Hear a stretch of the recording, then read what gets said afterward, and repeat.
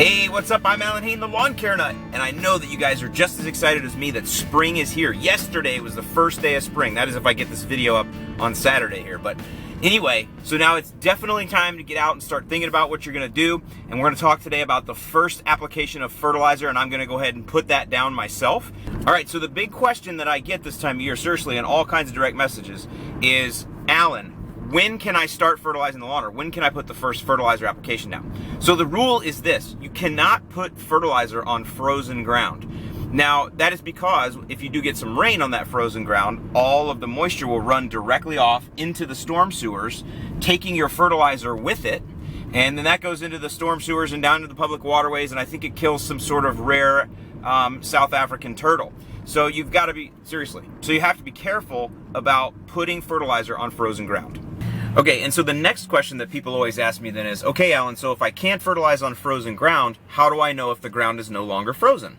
And there are basically two ways that we can tell if the ground is not frozen and it's okay to go ahead and fertilize. The one is the one here that I prefer, which is I have this compost thermometer. By the way, you're gonna see me use a thermometer a lot this year because I like to stick it in places and see what the temperature is.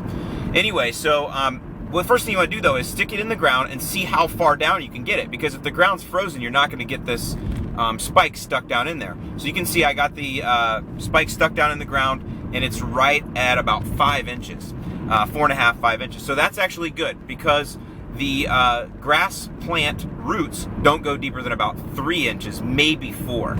So you're thawed deeper than your root system. So that's the best thing, best case scenario. But then let's go ahead and measure the soil temperature anyway, just to see where it's at. Now you want to make sure you test this in more than one spot. You can see I tested in a shady area and a sunny area. I also did the same thing in the backyard.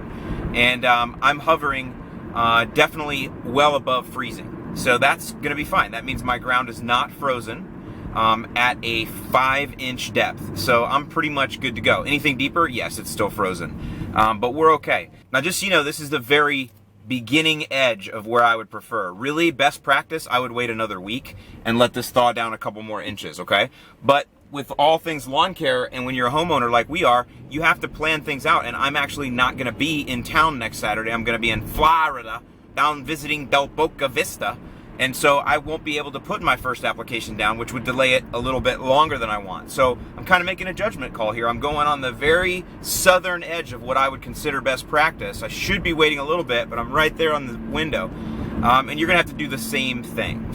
Now, if you don't have a spike that you can stick down in the ground, and you don't feel like taking the temperature of the ground, which I happen to like to do, then the other way you can tell is just by using Mother Nature herself. And when you notice that the FORSYTHIA are in bloom, they're the yellow flowers that come out in the very earliest of spring.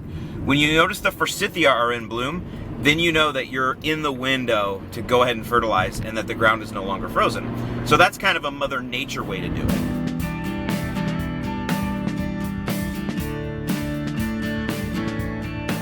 Man, I am really early this year. It is dead in the nursery department. Dead. I think I'm way too early.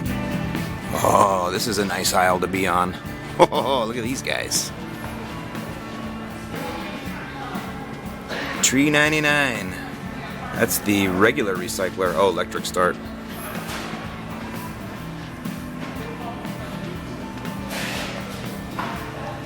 All-wheel drive. Cool. There's Hondas. I think I'm going to have to try out some Hondas this year for you guys.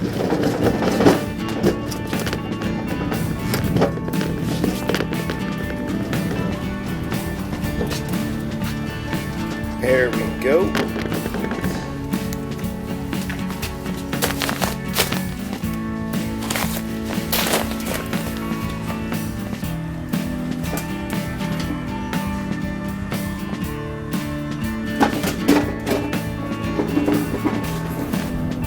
Alright, so I got my FERT, had a little trip through to Home Depot. Alright, so now I gotta go and put it down, but you're gonna see first I'm gonna do a little bit of raking. I did some last weekend as well, just to get some airflow, but still got some areas that need a lot more, so I'm gonna do a little bit of raking, and I pretty much do this throughout the spring. I'll always rake small spots in the lawn every weekend. Whatever I see is just not greening up fast enough, I'll rake to get some airflow in there and get some of that dead stuff out.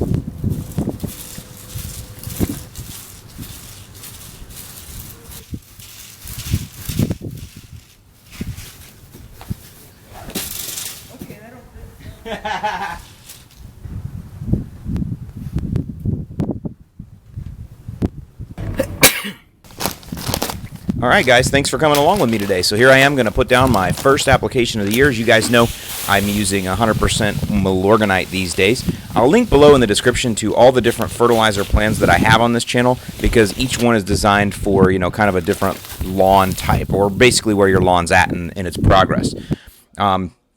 I do tend to be a little heavy-handed here in the spring with the Milorganite, closer to that 18 pounds per thousand, and I'll link below to explain to you how I arrive at how much fertilizer to put down and actually how to apply it. So there we go. There's our spring application. So glad the sun is out and things are starting to look up. I'm Allyn Hane, the Lawn Care Nut, and I will see you in the lawn.